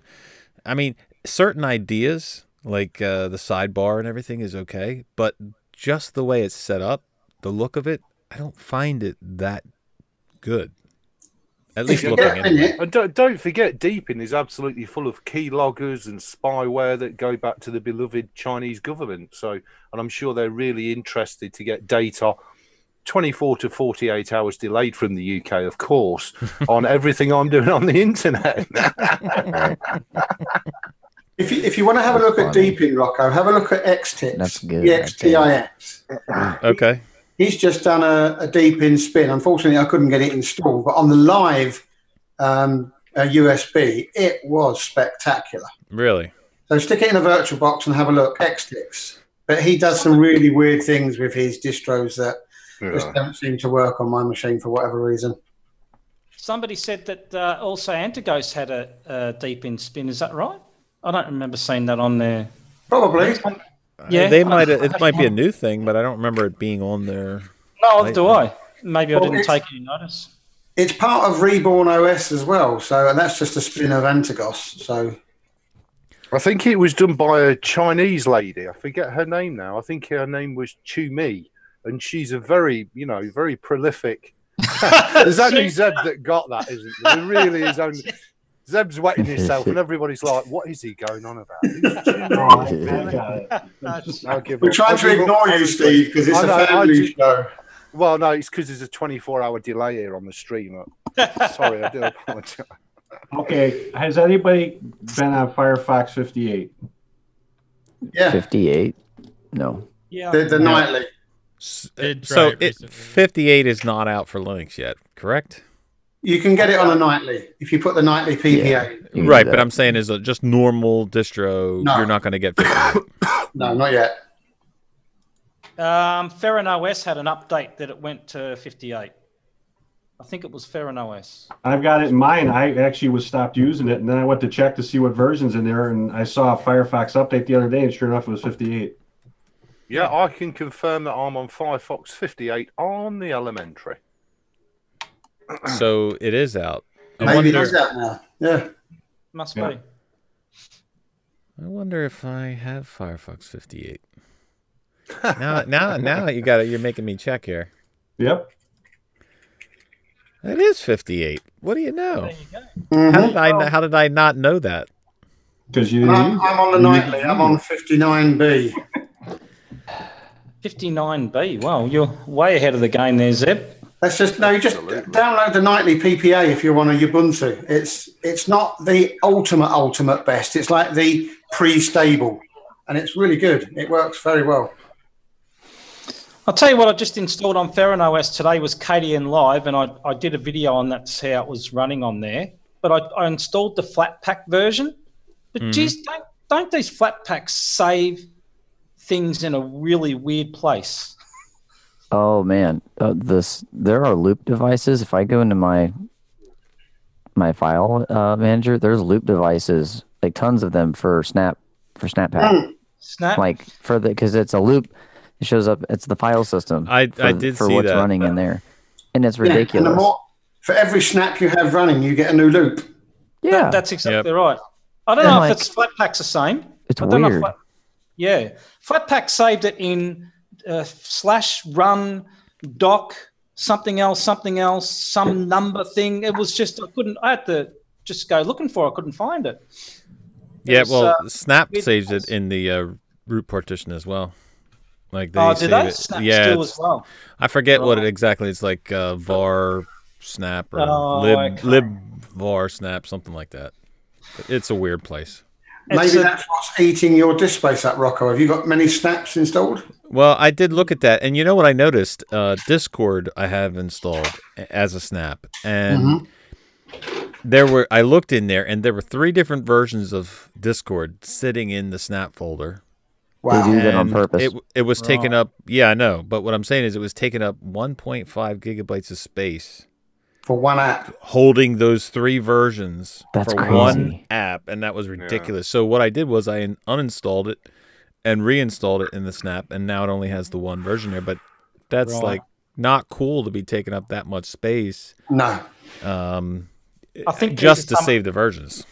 I think these are some of the teething problems we're going to find out with the snaps and the Flatpaks until it gets better, isn't it? It's got to get better than that, surely. Surely, eventually, they've got to be able to go to the home folder or something.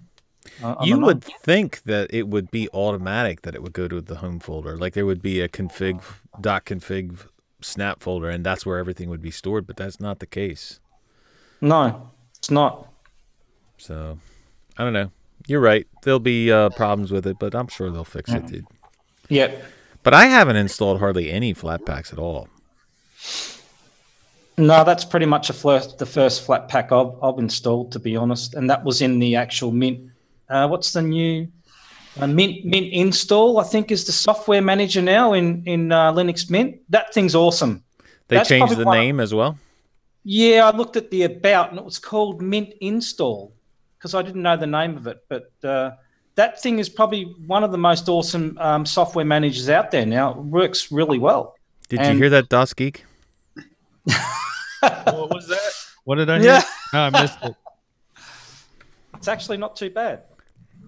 Colin says the Linux Mint software manager is the best one out there. You know what? I could not disagree with that necessarily. I didn't spend a ton of time in Mint, but when I was in it, I can't think of anything I had an issue with regarding the software manager. Well, you know what has a good software center, DOS Geek? What's that?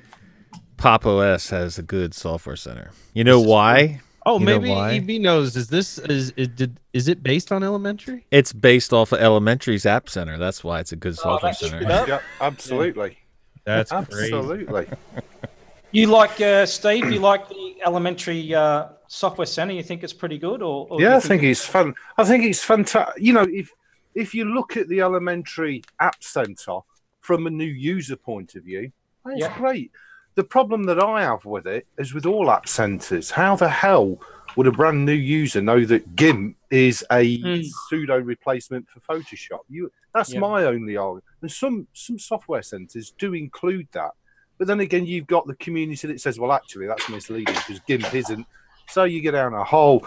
But by and large, I think the App Center on Elementary is terrific. It's simple, it's effective, it works. It doesn't crash every time you try and install something. It just works. And I love the fact that everything on Elementary is uniformly themed. And I don't even know if that's a word. But, it all looks the same. It's nice. And you've not got to spend hours faffing, the wing panel across the top.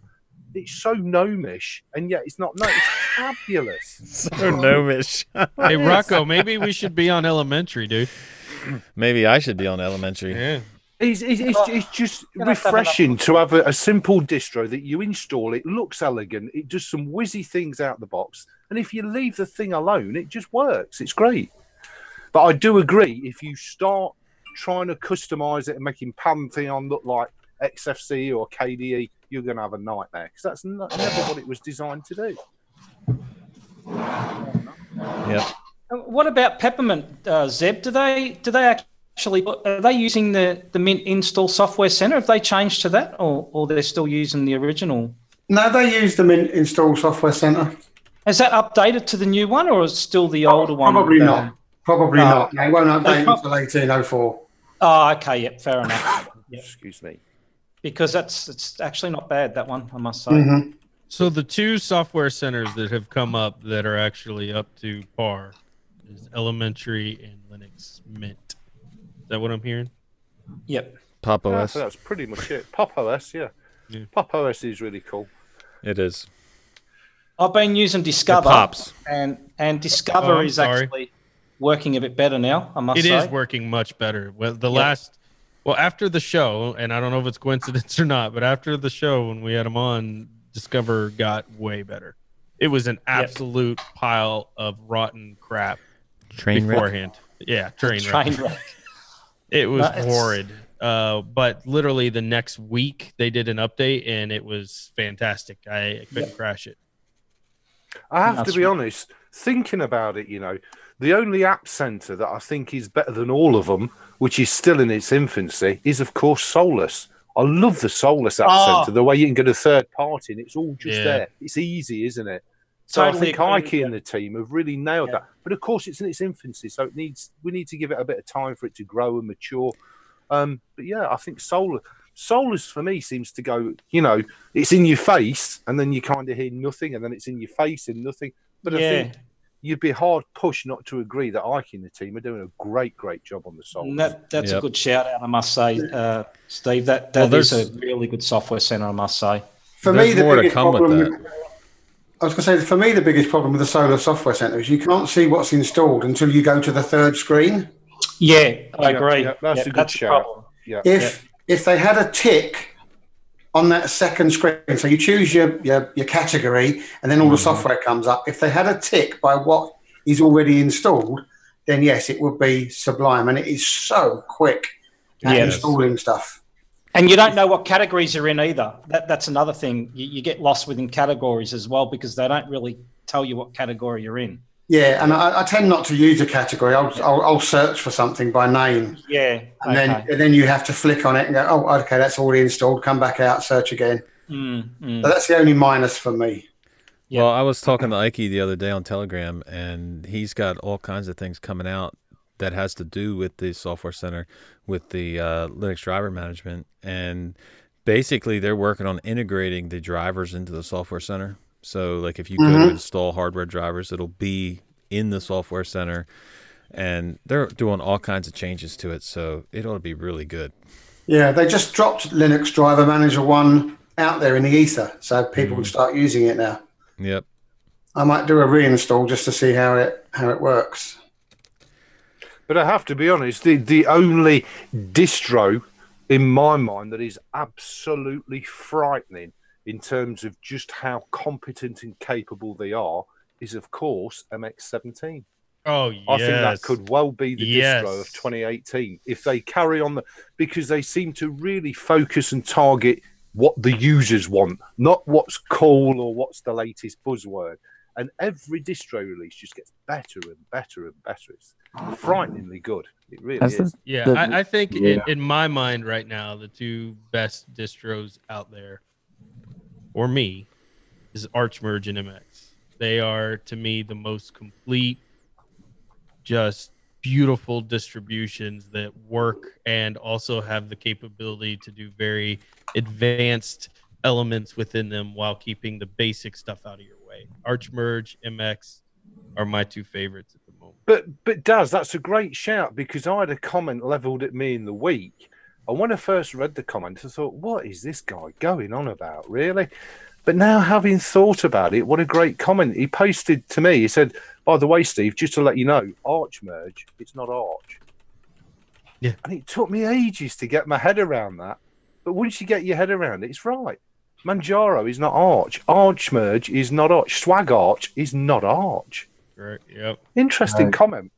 Yep. But yeah, I do agree. Eric Dubois is doing some fabulous work. And he reminds me so much of Run with the Dolphin, because he does some great YouTube content. Yeah, as well so funny you said that, because I thought if we could get those together, that would be those two guys together would be a powerhouse, man. MX-17 built on Arch. Could you imagine that? Moly. Read them and weep, ladies. Or just get those two working together on a collaboration. I mean, the genius that what would come of it would be just unstoppable, because man, some of the apps within MX are brilliant.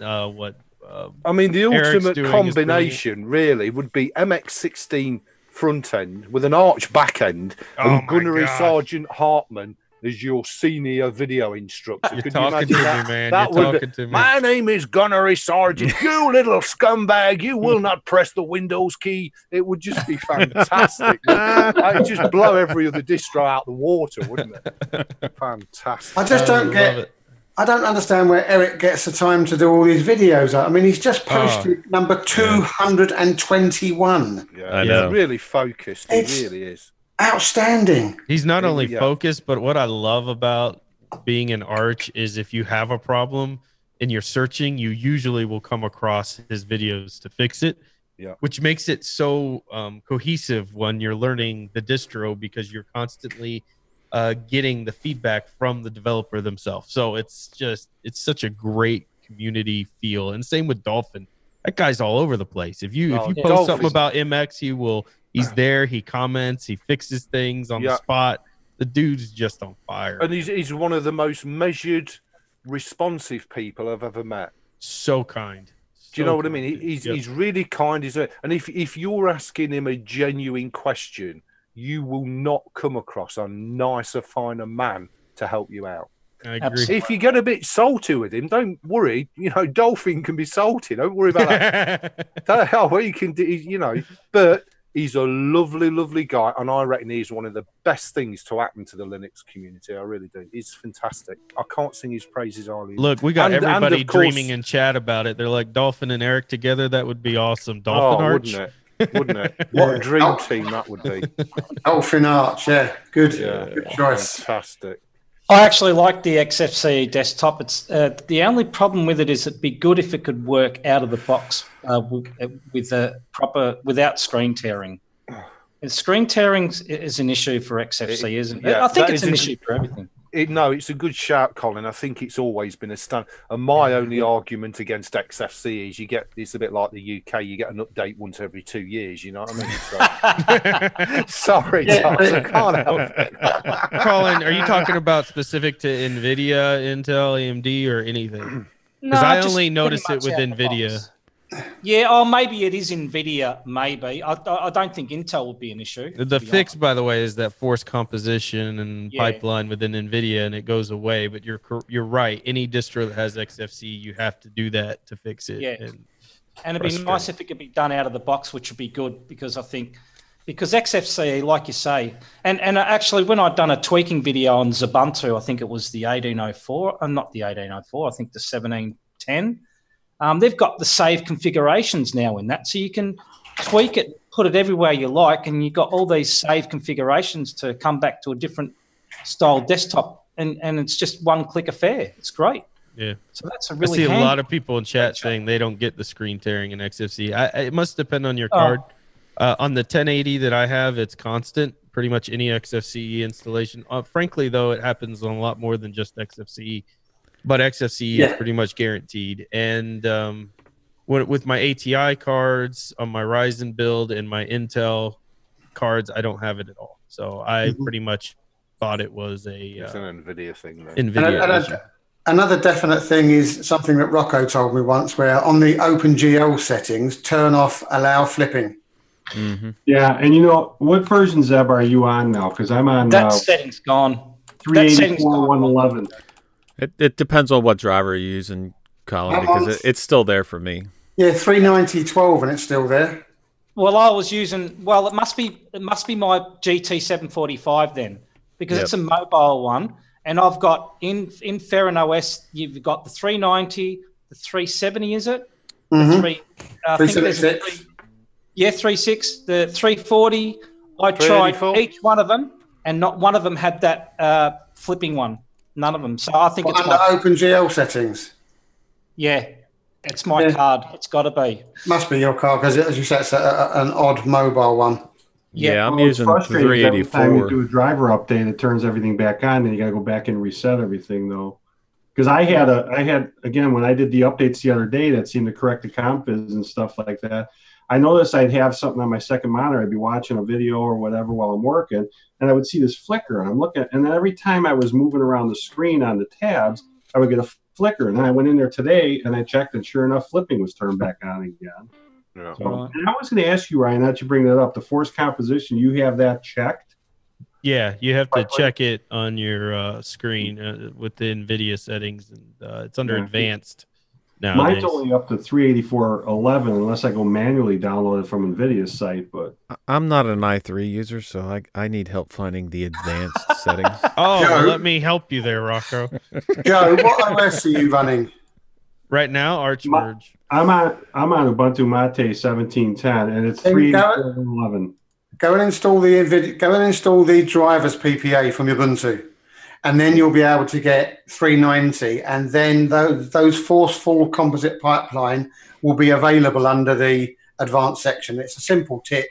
Save it. It's available on here already. I'm just thinking I probably should manually update it anyway. It seems like that's where this is a little bit behind from its own, doing the updates on its own. It's like you almost have to go, because if you go to NVIDIA's site and do a search for your video card, whatever, I guarantee you'll find even a later version than that probably on there.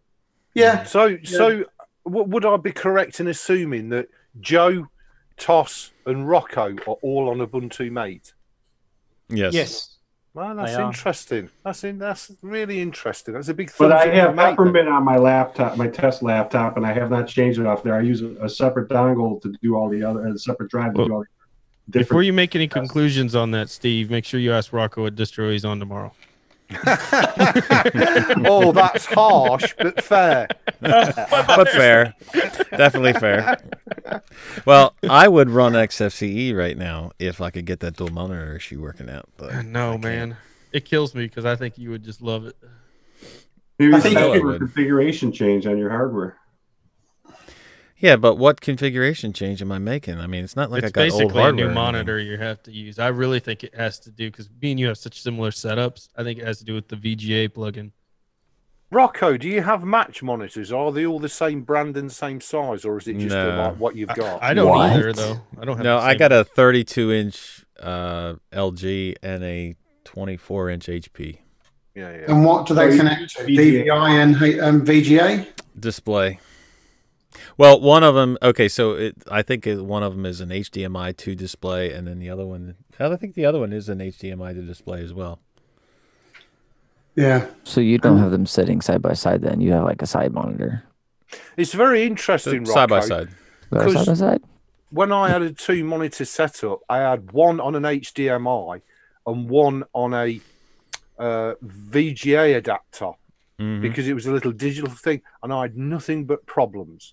But when my son bought me my new monitor for Christmas, of course, both are HDMI. I plugged 2 HDMIs in, and everything's sweet as a nut. So it could well be a connectivity issue. It could be. I was going to say, I've got DVI on one, and I've got HDMI, but I have been seeing in the past, I don't know how recent, but it's probably in the last couple months, I still see that they say that there could be DisplayPort issues with some of these, especially in the gaming end of things. Well, what I used to have is I used to have it going from, like, I guess the HP was going from the DVI to HDMI, and then the main monitor was, I forget exactly what setup I had, but none of them were under display ports, and I figured that I would buy the display adapter or display cord that was, HDMI to display, figuring that might solve the problem. So if they're both on display ports, that might solve it, but it didn't. So yeah. Because no matter what distro I'm on, okay, I won't say no matter what, 99% of the distros out there will recognize my HP 24-inch as the main screen when I first boot into it. Always, it never recognizes. So assume this issue goes away with Ubuntu Mate then, Rocco. Does that just work fine? You mean XFCE? No. Ubuntu Mate with the Mate interface. You don't have monitor problems.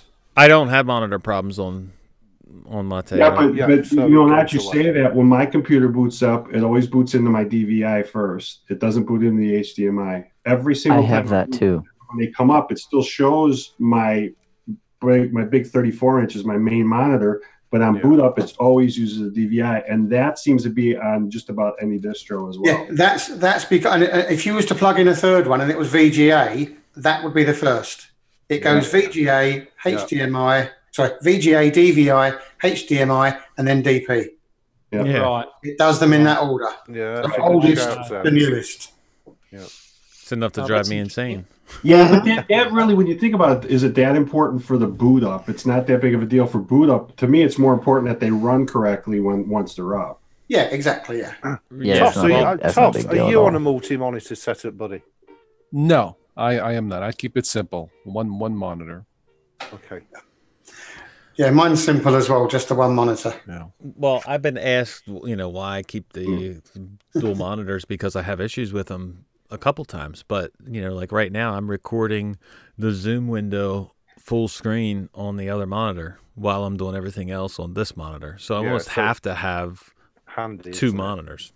So I've got 3 sitting here, and I always used to run 3. One of them is for my other computer now, but honestly, I do miss having it because on my workflow, the 37-inch that I have here, I could split that, which is fine. And I think I'm supposed to be able to hook up 2 separate computers to it, and I haven't done it yet, so I'm going to try that. But I need to run DisplayPort in order to do that on this one. And then I want to go back to the third, because it's nice when, like you said, Rocco, even when I'm running, you're doing something like this, it's nice to be able to drop one window over on one side, the video aspect on the other, and then you can still keep your workflow in the middle. And you get used to doing that. You'd be surprised that once you go out, you feel like somebody cut a limb off. I know. Well, what Rocco needs is for Zoom to record the Zoom window. Yeah, every time I go to record just the window itself in OBS, it just is a black screen. No matter what settings I have, no matter if I, use the X workaround or the Mesa workaround or whatever, but I got to use the full screen, capture the monitor rather than capture the window, because it's just a black screen. Drives me insane. And last week it worked. I was shocked out of my mind that last week I was able to capture just the window, and it was awesome. And now this week I can't do it. But nothing's changed. Yeah. Right. So, I don't know. That's Linux for you. That's it. Yeah. All right. Well, look, this has been great, but it's time for everybody's last word. EB, what's your last word, dude? So my last word is go to tuxdigital.com/Steam store and get yourself the latest copy of Rocket League on sale, but you will have to wait 24 hours for the purchase to complete if you're in the UK. I got one thing to say. Did you add me on Steam yet as a friend? No, because I suck. I absolutely suck. I wouldn't even know how to add you on Steam. I just suck. That's really seriously. Weird, Rocco, because he added me on Steam. We played. That is so wrong. Rocket I'm sorry. League. That is so wrong. Just give me, Rocco, give me 24 hours, bud, and I'll add you. Right? It takes a little while from over there, I know. Colin, what's your last word, dude? Explore different deep bin. No, Colin, that's not your last word. Isn't it? All right, paste AT, I'll say then. No. That's not your last word. You thought of the last word topics earlier on in the stream. Yeah, something to do with Chromebooks. Oh yeah, Chrome OS. Is it? Chromebook. DOS Google. Fluxdigital.com Chromebook. Dusky. Oh no, it's not. It's, DOS Google. DOS Google. DOS Google.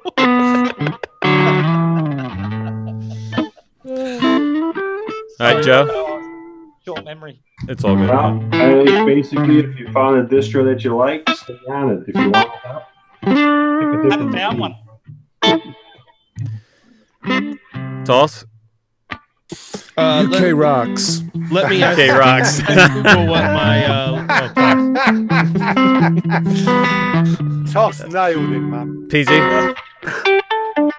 Whatever destination you end on, just remember that Dustgeek has ended on Chromebook. Destination Google. We don't have to ask DOS his last word because Google will tell us. Yeah. Hello, Google. What's my last word? Hello, Google's my last word. Scrap. Scrap. Is it? Scrap. What's that? What's your last word, dude? He's had them already. Okay, all right, good. There we go. Because I can. Last word. Check out Destination Linux, episode 55, Monday. It's going to be good, man, isn't it? Mm-hmm. They're always good. All right. Good night, everybody. Good night, everybody. Cheers, all. Much love. See ya. Bye-bye. Into the chat box before you can type